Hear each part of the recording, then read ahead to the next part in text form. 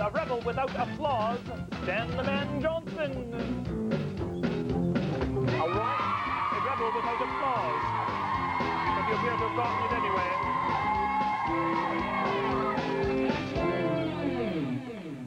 Hello. Hi. Today we're in the 1950s. Yo.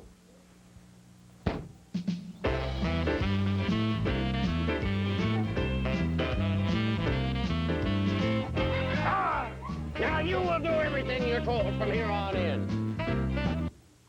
Ha! Sorry, that was a trick. You, of course, know Edward Thackeray III, professional valet announcer and bubble blower. And I'm Stan, and Al, how you doing? Finally, we're in Al's decade. Thanks for coming aboard. I guess we wore the ties shorter in the 50s, did we? No, I just sort of got some gravy on the top of it, so I just tied it up tight. I see. How many of you in the audience here remember the 1950s? Oh, me! They really do. They do. They remember the 50s. I'll just give you a short little demonstration of what the 50s were like, okay? Just bear with me. In the 1950s, Reg actually had hair. Wow, Reg had hair! You can leave, thank you. I like Now, that, man. here's a question for the studio audience. The first one to yell out the answer gets this T-shirt. What color were Elvis's suede shoes? Yes, they were blue. Now, let me introduce, I introduced you to the pink gorilla. Gorilla, how you doing? And of course, but let me explain why we're in the 50s. On the show today, we have a man who's living in the 80s, but he's a hula hoop champion. And the hula hoops, of course, were big in the 1950s. Rufus, come over here. Rufus doesn't know what decade he's in, and he's really confused. Go take your position and mellow out. He needs a snap. So we have David Williams, a hula hoop champ, who's going to be here later and doing some stuff for us. Absolutely amazing stuff. And we have an interview with Elizabeth Manley, who's also living in the 80s. I guess we're the only ones in the 50s. Yeah. Us guys. The band is in the 50s. Guys. Cool guys. Except for you. What's wrong with me? I'm cool. I'm trying to be cool. Yeah, I've seen you do some stuff on this show. It ain't too cool. What, has the station manager complained? He's been complaining. We had a little meeting the other day down at the malt shop. And Did you stick up for me? No. Well, next time you stick up for me, all right? Well, it'll cost you a T-shirt. How about a hand for the Something Else Orchestra? Larry, John, and Mike. You guys can play. Come on, baby. Let's do the twist. Come on, baby. Let's do the twist. Yeah. Yeah. Yeah, was that how they talked in the 50s? Yeah, like that. Everybody thought he was Tarzan. Would you please welcome our first guest. His name is David Williams, and he is a hula hoop champion. Here he is, David Williams. Thank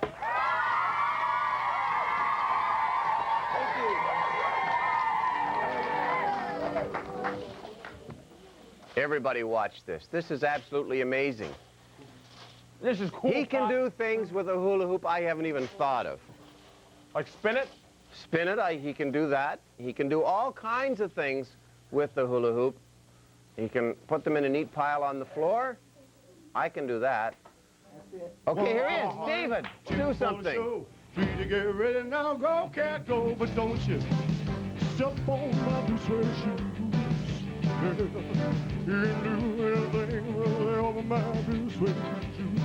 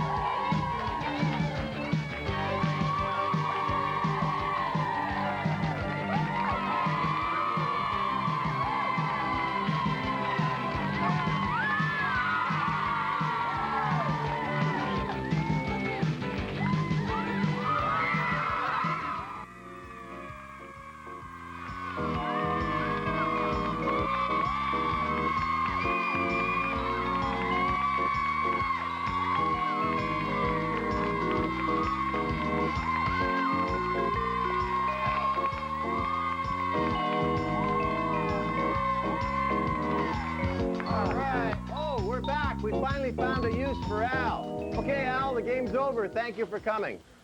That was a lot of fun, Al. And here we are with David Williams. How are you? Very well. How are you? Oh, nice of you to drop by with your hoops and things. Good to be here. Good to be here. Are you really a world champion? Yes, really a world champion. What does a world champion hula hooper have to do? Well, a world champion hula hooper has to wiggle a lot and practice a lot. A lot of hours of practice. What's the competition like? What sort of things do they look for in a world champion? Well, in the years that they had the world championships, we were to demonstrate flexibility, originality, difficulty, and showmanship. So it has to do with all those realms of performance. Was it in the 50s that the hula hoop was born and became popular, or are we mistaken? The hoop and I were born in the same year. You were? 1957. You were both born in the same year, and you've grown up together. We've grown up together. Now, you're still around, but the hula hoop sort of went away, and it seems to be coming back now. It came and went and came and went, and here it comes again. Here it comes again. It's really big in the last couple of years. Do you think it's going to stay around for a long time now? Well, I think it's always going to be around. It's become a very standard tool in phys ed departments around the country and indeed the world. But it also has that entertainment quality that it's just unbeatable. Are you using just normal hoops that you can run down the corner store and buy? Yes. They're not tricks? These are not tricks or weighted or anything like that. They're just the way you get them from the store. How many hoops can you twirl at once? When I'm into doing how many hoops at once, you know, if I really want to go for it, I can do about 70. At one time? At one time. But check this out. The world record set by Chico Johnson is 110. Yeah, those Johnson boys, they're good at just about everything they do. Chico is my third cousin on my mother's aunt's side, I think. I figured that. From the Spanish. Right. Those are the Spanish Johnsons. Right. Yeah. So what do you do that makes you unique? Is there anything you do? Well, what I specialize in is the freestyle event, which is what we competed in for world championships. It had nothing to do with the number of hoops you used, but rather what you did with the hoops. So that's my specialty. I'm too small to get into 110 hoops. They come up to about here on me. You disappear. Yeah, how did you get into it? I mean, everybody plays with them when they're young. I did, and then I outgrew it and gave up the sport. Chico took on the family name, carried it on for us. How did you get into it? I saw it on television. I saw advertisement for the World Championships, and I thought it was something I'd like to do. Since it didn't cost any money and my family was not a family of great means, I thought this was something artistic and creative that I could get into that wasn't going to, you know, break the bank, what little there was of it to break.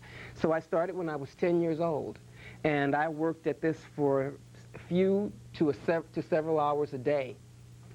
That's what you did? That's what I did. Forget your homework and play hula hoop? No, or I did my homework first, and then I hula hooped. And now, do people come up to you and ask for lessons? They say, that looks easy, teach me to do it? Yes, when I do performances, people like to learn. People like to try it. And the biggest tip that I can give anyone is that it's not a circular movement. It's not? That works the hoop. It's an angular one. Do you charge for lessons? If I think the person who asks me has a lot of money, yes. So you would give me a free one, would you? No, there's no money on this show. You had to bring your own hoops. That shows how tough times are here. No, I love to. I would get it. Tough times in Fun Town. Tough times in Fun Town. Well, only on this show, not in the whole town. No, just the show. The town is prosperous, but all right, are you up to teaching me? Definitely. Okay, because I do remember doing this. You remember? When in medical school, I did this. Yes. Yeah. It was big in medical school. It was. Well, when I went, it was. Okay, what's my first thing I have to do? Okay. Pick up the hoop. I got that. That part, okay, very I got good. that. Can you do this? Yes, I think Somehow I knew you could do somehow that. you You knew. probably do it with 48 hoops at the same time. At the same time. Okay, show me something. Okay, the first thing is that your body does not work in this circular way. And that's what a lot of people doesn't work try. at all. No, it doesn't work at Okay. all. But what one has to do is either decide if you're going to go side to side, or what I do is corner to corner. Oh, sure. It's kind of this. Get me confused. Or, now I'm giving you too many options here. You can just sort of I'm going to go flex the side to abdomen. side. You do this a lot, don't you? Don't you spin a lot of... Oh, yeah. Yes. You know, You I see, walk you look down very the, comfortable this is how I doing walk down the street. And that's what happened. It's just kind of this pulsing. Oh, that's what I thought. We're going to break for a commercial, and when we do return, you're going to see 3 world hula hoop champions. Well, 2 world hula hoop champions and 1 injured guy right here on our There you really go. big That's the shoot. motion. That's yes, yes. All right, Well, was you that had it, good? You had it there. Yes, how about it? Oh, no, it's still going. Definitely, definitely.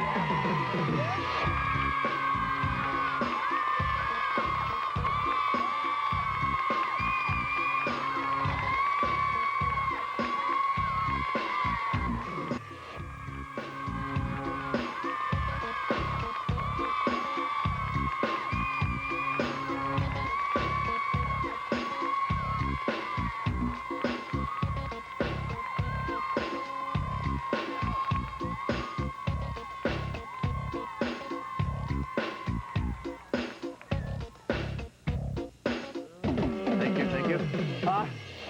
Are hula hoop injuries common, or is this an unusual event for someone to get? This is unusual. This is unusual. I don't think I've ever seen anything quite like it. Well, we could call the removal service. Thackeray, you want to get him out of here? He's littering. Right. While we clean up, I'm sure you've all heard of Olympic skater Elizabeth Manley. Well, here's an interview with Elizabeth. Just park him anywhere.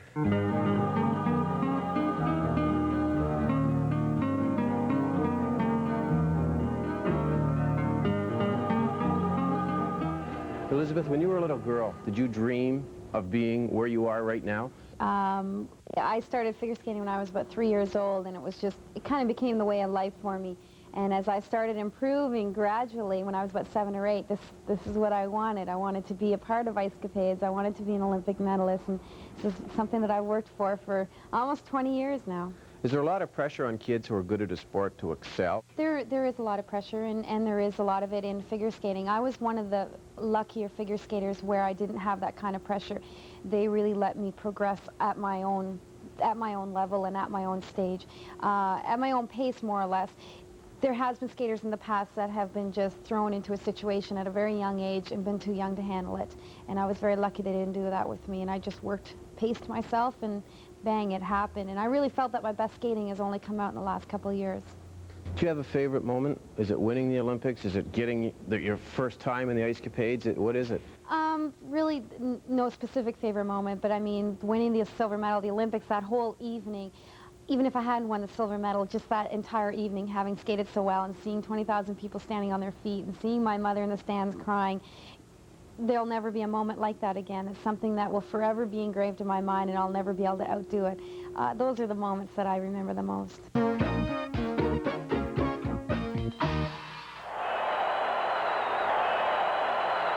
Debbie Thomas and Katrina Witt were the big stars, and you were the little Canadian that just expected to show up. Going into the Olympic Games, I definitely was the underdog. I was so-called inconsistent, didn't have a lot of confidence put into me by press, by other members of the skating association. So it was tough on me. I had to overcome that. There are jealousies among skaters at that level?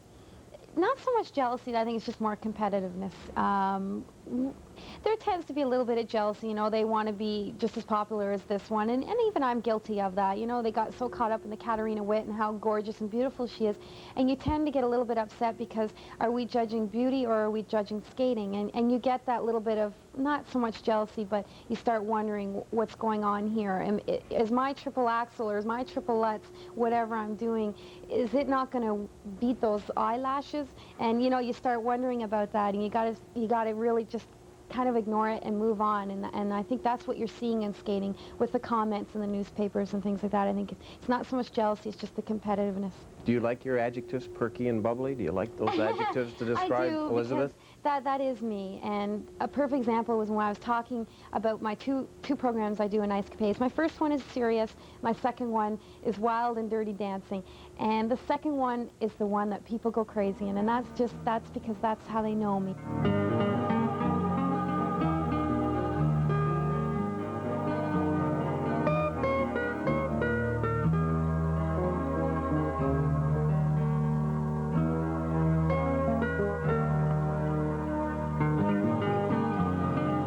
to hear whistles. I like to hear people screaming in the audience. A couple cities I've gone to, they've been very conservative cities, and they've kind of so-called sat in their hands, and it's been tough to do a program like that when people aren't into it. Do kids ask for advice? And what do you give them? A lot of kids. Figure skating in Canada has boomed tremendously in female skating since the Olympics. I get a lot of fan mail talking about how they've just joined skating. What can they do to improve this? I really want to be a so-called role model for children because I was one of them at one point, and I was looking up at the Lynn Nightingales and the Dorothy Hamels and people like that. I was once one of those girls writing mail and hoping for replies. I make a point of returning every single fan letter I get. Whether it takes me 2 or 3 years to do it, they'll get a response. You've reached your goals. You've done it all. So what do you do now? I'll never finish all my goals in life. Once I won the silver medal, I moved on automatically to another one. I wanted to be with Ice Capades. Now I'm with Ice Capades, and I've moved on to more. I want to get into some acting. Now I'm working with some actors, and I'll always be this type of person that's always going to set goals for myself because that's been my way of life.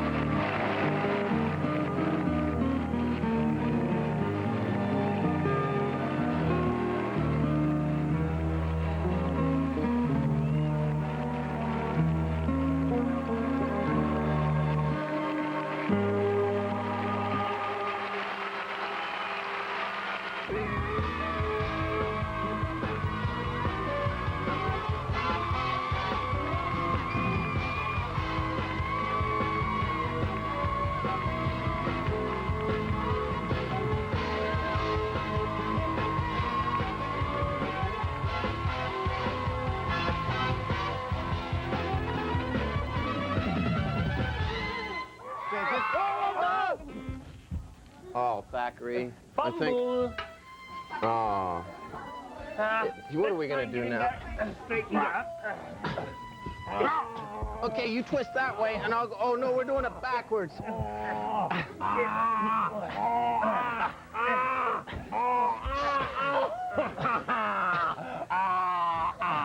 Okay, he's all right. I'm sorry, David.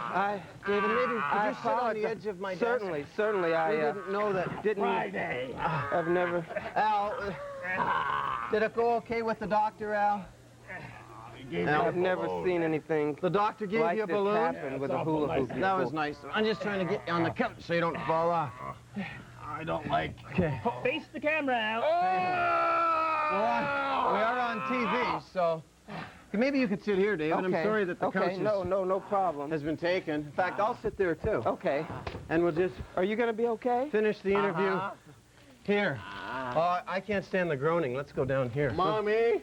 Oh. I apologize. Could you do Can you something? find a Just a minute. replacement I for that? think you do a trick for me, and I'll be right back. If you Do could a keep trick for another hoop anything. one? Do anything while Okay. I'm just gonna do something for Al here, okay? Yeah, I don't know what you're. Because I don't want him groaning Let's see here. out loud. So I'm just gonna this give him is- something to keep him quiet. Okay, I'm gonna try to There, get this he's going okay here. now. Pay no attention to that moaning man. What's this back there. called? Do tricks have different Oh yeah, names? they have names. They have names. This one was called. It went by various names. Spider and the box. And Do you ever invent any of your own? invent? Yes, I had. make up your own yes, tricks? I have. I'll show you one. Okay, sure. I actually already showed it to you. We're running out of time. Running but out let's of do time, It it anyway. won't- And it'll let me only move take a this second. so nobody gets hurt. It'll I'll move only it over take here. a second. This is mine. Now everybody does it. All hula hoopers Oh do yeah, this. I can do that. Sure. Thank you. Goodbye.